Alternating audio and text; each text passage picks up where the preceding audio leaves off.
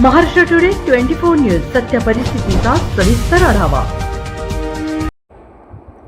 मूर्तिजापूर कृषी उत्पन्न बाजार समितीमध्ये कोट्यावधी रुपयांची फसवणूक, संचालक मंडळ व सचिवांचे दुर्लक्ष उघडकीस, अडत व्यापाऱ्यांनी करोडो रुपयांचा भ्रष्टाचार केला, फरार आरोपींचा शोध सुरू। अकोल्यातील मूर्तिजापूर कृषी उत्पन्न बाजार समिती मूर्तिजापूरमध्ये कोट्यावधी रुपयांच्या आर्थिक फसवणुकीचा प्रकार उघडकीस आला आहे। या घोटाळ्यात अडते आणि व्यापाऱ्यांचा मोठा सहभाग आहे। आरोपी व्यापारी अलका सुनील अग्रवाल, सुनील ब्रिजमोहन अग्रवाल, केवल सुनील अग्रवाल व सलोनी केवल अग्रवाल यांच्यावर आरोप आहे।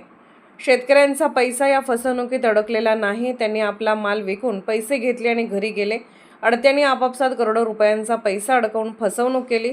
माल व्यापाऱ्यांना जास्त भाव देण्याच्या लालसेने दिला आणि यामुळे करोडोंचा महाघोटाळा उघडकीस आला। मुख्य आरोपी अद्याप फरार असून पोलीस तपास हळूहळू चालत असल्यामुळे नागरिक व व्यापारी वर्गात संताप वाढला आहे। संचालक मंडळ आणि सचिवांनी दुर्लक्ष केल्यामुळे हा एवढा मोठा कोट्यावधीचा घोटाळा घडला असा गंभीर प्रश्न उपस्थित झाला आहे। स्थानिक समुदाय आता तातडीने फरार आरोपींची अटक, सखोल तपास आणि अडत्यांच्या पैशाची जबाबदारी कोणावर आहे हे उघड करण्याची मागणी जोर धरत आहे।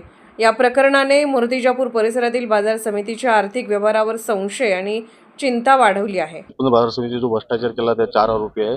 त्या 4 आरोपीपैकी मुख्य आरोपी अलका सुनील अग्रवाल, दुसरा त्याची पत्नी सुनील ब्रिजमोहन अग्रवाल, त्यांचा मुलगा केवल सुनील अग्रवाल आणि त्याची केवल अग्रवालची पत्नी सलोनी केवल अग्रवाल हे याचे ब्रिजवल काय त्याचं पजेरीवाल हे 4 आरोपी आहे आणि अद्याप ज्याला 1 आरोपीला अटक केलेली आहे। उर्वरित आरोपी फरार आहे।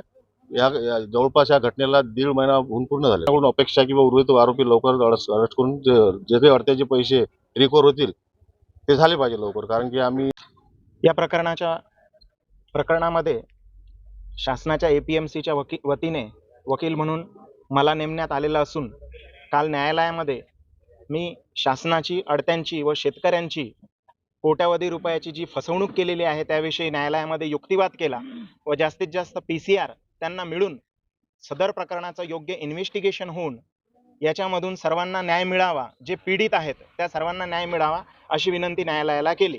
न्यायालयाने ती विनंती मान्य करून आरोपीला 7 दिवसांचा PCR दिला।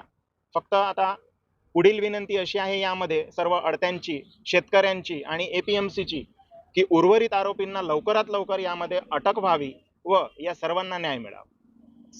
त्या पैशाची यांनी कुठे विल्हेवाट लावली, सदर पैशांचं काय केलं किंवा याच्यामध्ये कोण संगनमत आहे, अजून कोणाकोणाचं संगनमत आहे, यांना फसवणूक करताना कोणी पाठीशी घातलेलं आहे, हेच सर्वांचं कन्सर्न आहे। महाराष्ट्र टुडे मराठीसाठी ब्युरो रिपोर्ट संजय दास, अकोला। आजच महाराष्ट्र टुडे 24 न्यूजला सबस्क्राईब करा आणि सत्य परिस्थितीचा सविस्तर आढावा पहा।